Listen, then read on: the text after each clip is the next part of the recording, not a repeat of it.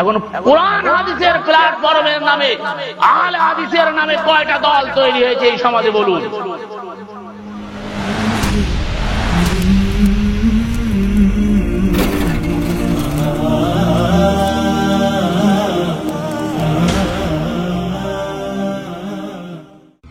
আল্লাহ আহলে হাদিস হতে বলে নাই।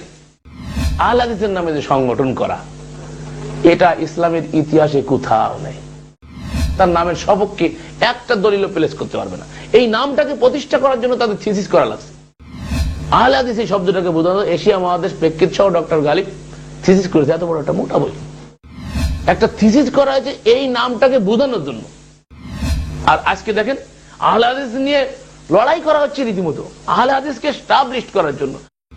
রফিল ইয়াদান নিয়ে আর আমিন জোরে নিয়ে আর বাউ মিলানো নিয়ে এত ঝগড়া করতেছি, ঠিক আছে? এই যে পার্টি তৈরি করে গ্যাঞ্জাম করে ঢাল সড়কি নিয়ে মাঠে নামছে। গালিব সাহেব বলতেছে যে 7 ভাগে কুরবানি করা যাবে না, ঠিক আছে? আবার আহলে হাদিসদের ভিতর থেকে একজনে বই লিখেই ফেলা দিয়েছে 7 ভাগে কুরবানি করা যাবে।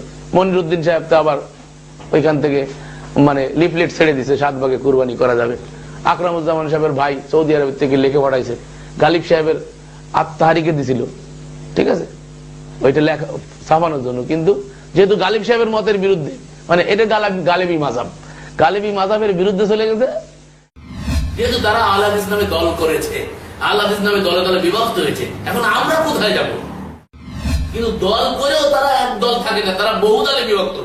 কোন আহলে হাদিস হবো আপনি বলেন? আহলে হাদিস জমিয়াতে আহলে হাদিস আছে, আমার কাছে একটা বই আছে এখানে, তার ভিতরে 15-20টার উপরের আহলে হাদিস দলের নাম আছে।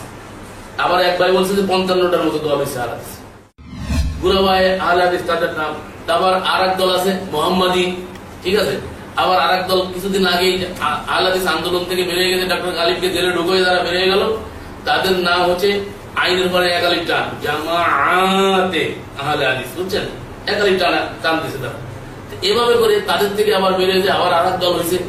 এইভাবে করে দলের কোনো শেষ নাই। মানে যারা আহলে হাদিস তারা তো বহুদা বিভক্ত। কারণ আমরা কোন আহলে হাদিস হবো, কোন দলে গেলে আমরা নাজাত পাবো?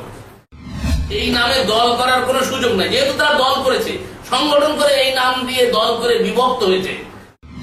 কিন্তু সালাফিরাও বহুদা বিভক্ত, ঠিক আছে? সৌদি আরবে সালাফি কেউ মাদখালি আছে, কেউ অন্য সালাফি, কয়েক রকমের কয়েক প্রকার সালাফি আছে সৌদি আরবে।